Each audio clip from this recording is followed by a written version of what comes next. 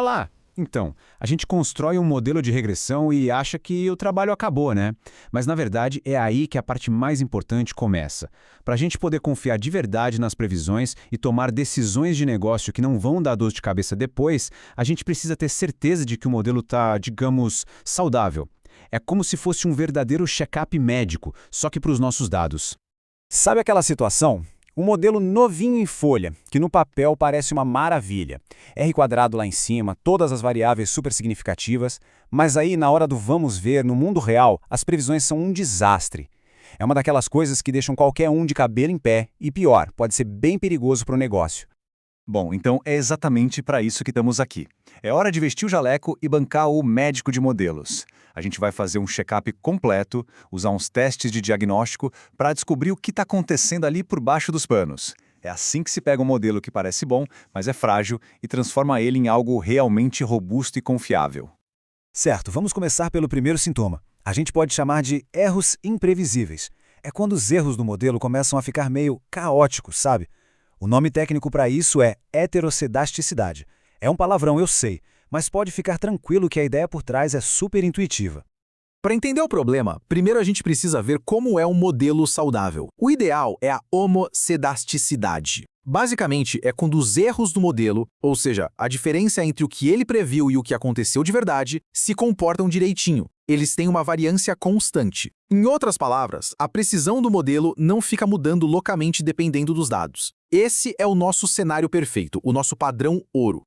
E aqui a gente consegue ver isso na prática. É só bater o olho que a diferença fica clara. No gráfico da esquerda, os pontinhos estão todos espalhados, sem nenhum padrão óbvio, parece um céu estrelado. Isso é a tal da homocedasticidade, o modelo saudável. Agora olha o da direita. Tá vendo esse formato de cone ou de leque? Isso é um sinal de alerta gigante. É a heterocedasticidade em ação. Significa que conforme o valor da nossa variável aumenta, o erro do modelo também aumenta. Ele vai ficando cada vez menos confiável. E por que isso é tão grave? Simples, porque a heterocedasticidade bagunça todas as ferramentas que a gente usa para avaliar o modelo. Os erros padrão ficam errados, os testes de significância não valem mais nada. Ou seja, a gente pode acabar achando que uma variável é super importante para o negócio, quando na verdade não é. E o resultado final disso? Decisões ruins, baseadas em informações equivocadas. É um risco enorme. Ok, então como a gente descobre se o modelo está com essa doença? Um dos exames mais comuns é o teste de White. A lógica por trás dele é bem esperta. Basicamente, o teste tenta ver se existe algum padrão, alguma relação entre as variáveis originais e os erros do modelo. Se as nossas variáveis conseguem de alguma forma prever o tamanho dos erros, então, bingo, temos um diagnóstico positivo para a heterocedasticidade. Agora vamos para o nosso segundo sintoma, que eu gosto de chamar de erros grudentos. É uma boa imagem, né? É basicamente quando o erro de uma observação parece que está colado no erro da observação anterior. O nome técnico para isso é autocorrelação. E essa imagem aqui mostra isso de um jeito perfeito. De novo, à esquerda está o nosso modelo saudável, pontos espalhados sem ordem nenhuma, mas dá uma olhada no gráfico da direita. Fica nítido que existe um padrão, né? Quase uma onda.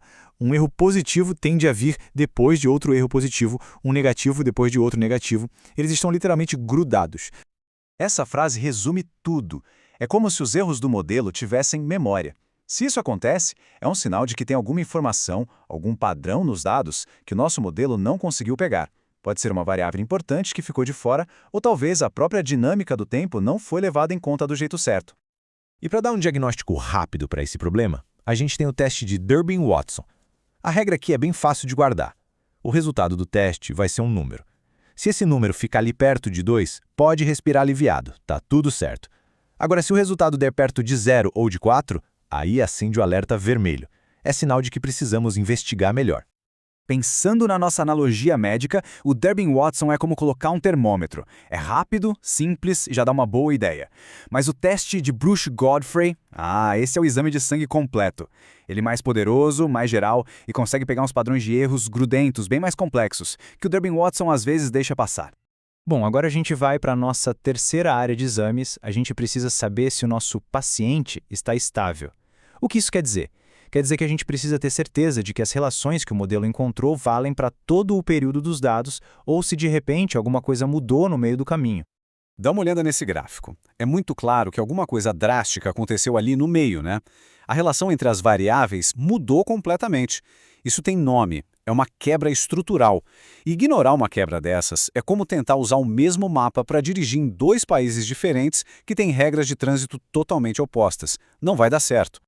E como a gente detecta isso? Como o teste de Chow. A lógica dele é bem elegante na verdade. A gente basicamente compara os resultados de um único modelo, rodando para todo o período, com os resultados de dois modelos separados, um para o período antes da quebra e outro para o período depois. Se os dois modelos separados funcionarem muito melhor, isso é a prova de que a relação realmente mudou.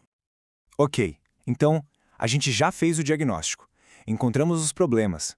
Mas um bom médico não só diz qual é a doença, ele passa o tratamento, certo? Então agora é a hora de escrever a receita e ver como a gente pode curar o nosso modelo. E aqui a gente tem um resumo das principais prescrições. Para aqueles erros imprevisíveis, a heterocedasticidade, uma solução muito comum é usar o que a gente chama de erros padrão robustos.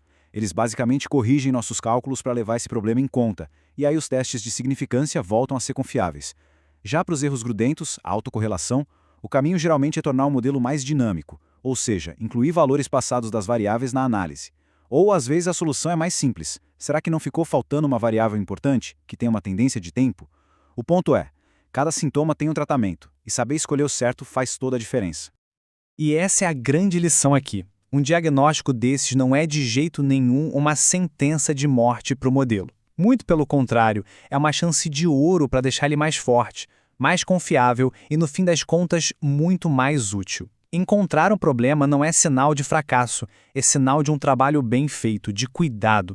Cada ajuste que a gente faz deixa as análises e as decisões de negócio muito mais seguras. Então, fica a reflexão final. Da próxima vez que o modelo for apresentado, a pergunta a se fazer é: ele foi construído sobre uma base sólida ou é só um castelo de cartas prestes a desmoronar? As respostas que ele dá são tão confiáveis quanto a saúde da sua estrutura interna. E é esse processo de diagnóstico que separa uma análise superficial de uma visão de negócio que é, de fato, poderosa e segura.